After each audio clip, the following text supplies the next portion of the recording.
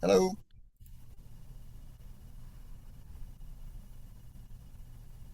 All right.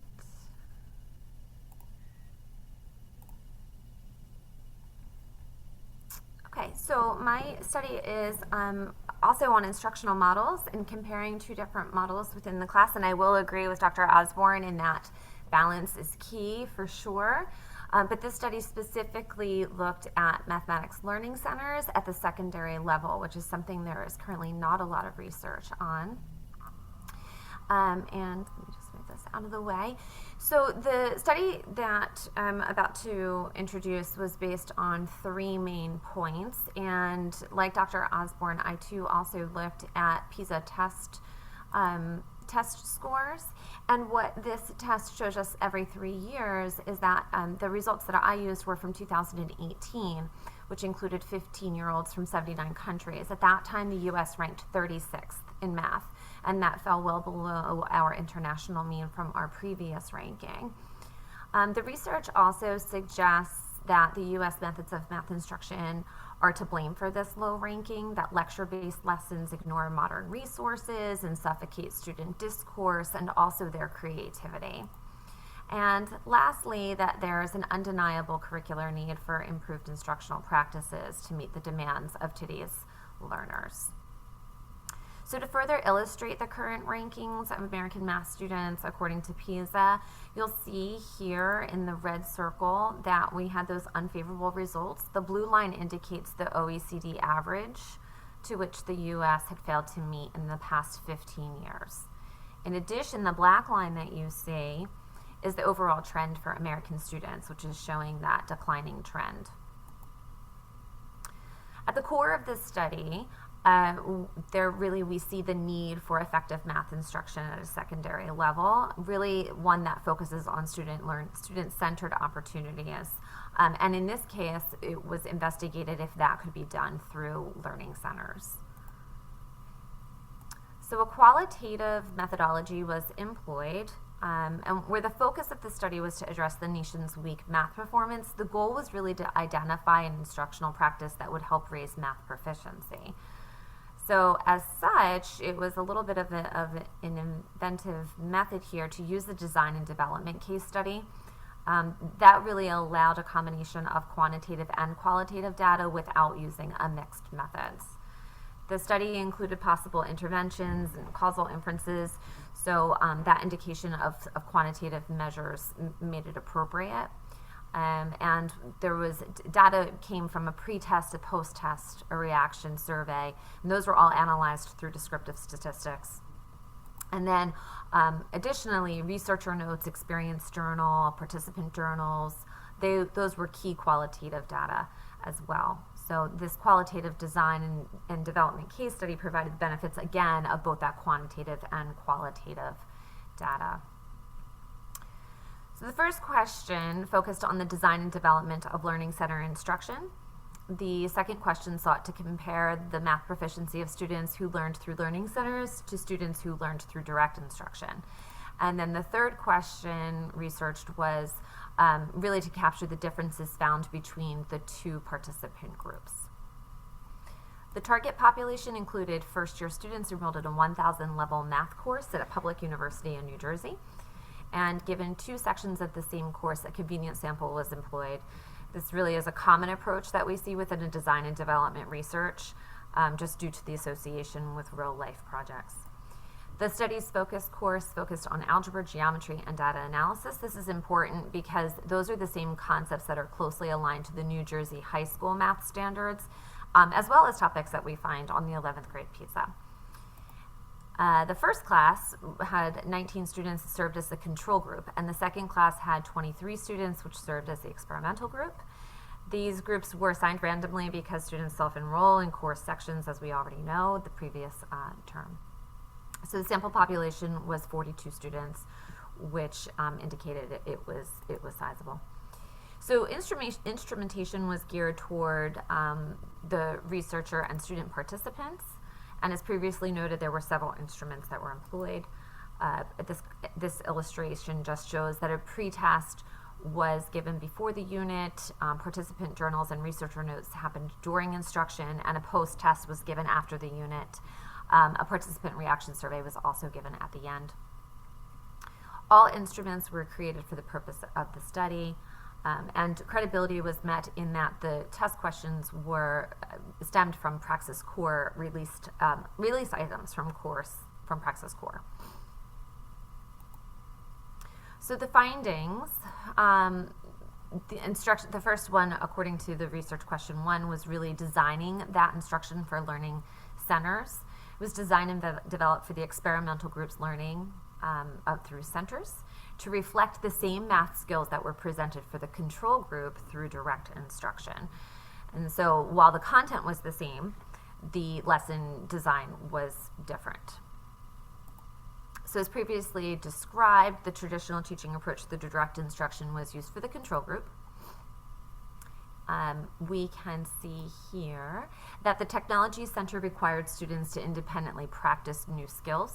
The focus was procedural fluency here. Students were tasked with finding the correct solution to online problems. It's important to understand also that the online programs were selected for their immediate response feedback features, and that served as a formative assessment, but also as a metacognitive stimulation for students. The second learning center was a peer collaboration center, and this really was employed to encourage student discourse. So students were required to work with other students in their group on open-ended questions, all which had authentic responses. And the purpose of this was for students to truly problem solve, not just solve problems. So tasks required abstract thought and really promoted conceptual understanding. The third center in this design was a small group center, and that really was designed to improve the student-teacher ratio. Students moved their desks, we moved them into a circular formation. This encouraged discussion, and each practice problem from guided notes was presented. So these practice problems in this experimental group were the exact practice problems that were used within the control group and delivered through traditional instruction, direct model. So in this experimental learning center, students were encouraged to ask questions and really look to see if we could add more challenging practice problems towards the end. The findings of the second research question, so we're going to look at really the comparisons between the two groups here. So prior to the start of the unit's instruction, a pretest was administered, as previously mentioned. This consisted of 15 multiple choice questions. Students were provided 24 minutes. This was consistent with the amount of minutes that are provided on New Jersey standardized tests. And students could use a 4-function calculator and pen and paper to calculate. So as you see in this chart, the median number of correct responses on the pretest was 5 out of 15 questions for both groups. The mode score for both groups was also 5, with standard deviations less than 2.7 for both. Mean scores were relatively close, with 5.3 for the first and 5.04 for the latter.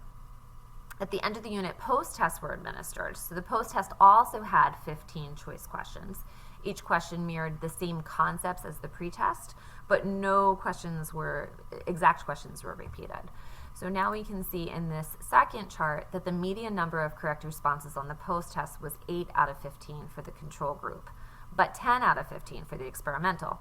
The mode score was significantly different between the two groups, and within the control, the mode was 6, and within the experimental was 15. So the mean score was also higher for the experimental group. If we look at student growth, given that the pretest was given before instruction, obviously we expected that it would increase after instruction. And we did see that every student's score did in fact improve through whichever instruction they experienced. However, the more notable difference between the two groups was how much the proficiency levels improved. So shown in this last chart, in all measures, the growth in pretest to post-test was higher among participants in the experimental group than in the control group. The mean growth was 1.727 higher.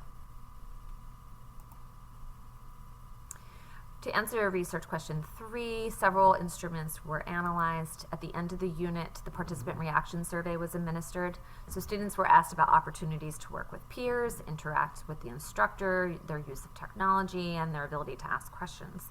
Students were also asked to reflect on any variation in content instruction.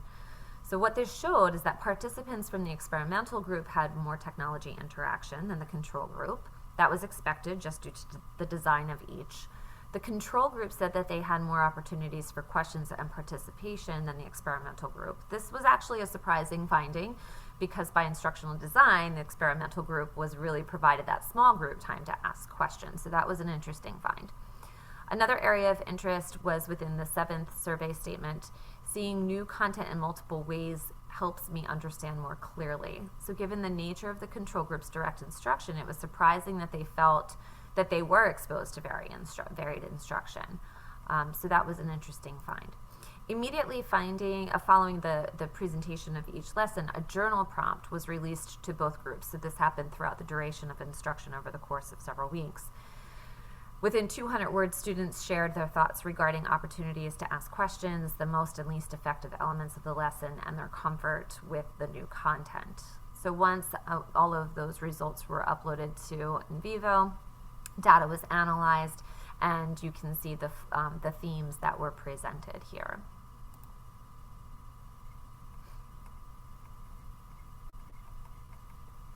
Throughout the study, the researcher journaled the teaching experience, and so the notes were separated from the control group and the experimental group once again, and preliminary start codes were used. And really, this instrument did not reveal any new themes, but it did align to the existing data that we had seen previously. Continued here, a researcher observation guide was also used to document events each class session. So this was ongoing from my observations. And this slide really presents a comparison chart of student participation. So you'll see here, in terms of voluntary participation, it was more prevalent in the experimental group. And this was mostly observed during the small group center. So during these dedicated 30 minutes each week, every student was vocal at least once. Students used this time really to provide solutions to presented problems, to confirm their solutions, and to ask questions. Given that the control group learned through direct instruction, opportunities to participate were really in different forms. They were routinely asked for solutions during the guided practice portions of the lesson. Obviously, choral responses were always accepted. And in addition, students were continually encouraged to ask questions. And while some students took advantage of these opportunities, we know it's not always general practice. So here, there were 4 students in the control group who did not participate at all during week 5. So to encourage more discourse, the researcher adopted a widespread cold call strategy during week 6. So during guided practice, each student was called upon and then prompted to answer one portion of a presented problem. And if the student didn't have a confident response, they were supported and direction was given, as good practice tells us to do. So then without the cold call questioning strategy in place during week 7, many students went back to that passive learning that we would expect, and there were only 6 students who were not vocal at all during the 100-minute class period. So in terms of recommendations and moving forward, the first recommendation for practice is to incorporate small group instruction for all students. Students who experienced small group instruction through the learning centers certainly outperformed students who learned only through whole group instruction. And all students from the experimental group participated in class discussion and asked questions during small group, which really increased their discourse levels. On the contrary, though, multiple students from the control group remained passive and avoided class discussion with traditional direct instruction. And research has really determined that there is a direct connection between student voice and engagement, and then between that student engagement and increased competence. The second recommendation for practice is to incorporate non-traditional instruction, including peer collaboration, math-based technology that really challenges students to discover and apply concepts. And this study really revealed that students who experienced non-traditional instruction through peer collaboration on inquiry-based tasks and via technology-based practice outperformed students who learned through traditional direct instruction. The participant learning journals were really helpful in revealing that data that students benefited from discussion with their peers. The third recommendation from the study is for educators to incorporate some metacognitive practices for their students. The data from the participant learning journals revealed that really those detailed reflections each week of the study, students admitted in those reflections, they admitted that they didn't take advantage of question opportunities, and they identified which lesson aspects were most or least beneficial and communicate concepts that were unclear. So it was really helpful in that informal formative assessment piece. And this third recommendation for practice of metacognition really closely ties to the first two recommendations, which deal with student discourse. The fourth recommendation for practice is to provide professional development to secondary mathematics teachers on the constructivist practices, including learning center instruction. Students who were taught via learning center instruction yielded higher mean proficiency and growth scores in the algebra post-test than students who learned through traditional direct instruction. And really, research has found in the past that despite enhanced academic standards and with increased rigor and emphasis on conceptual understanding, that mathematics teachers really tend to default to that traditional teaching. And unfortunately, the resulting instruction typically lacks the elements needed for true critical thinking. So to address that declining mathematical performance of American high school students, it's really recommended that mathematics educators really explore different aspects and different pedagogical approaches. And I think that is my time.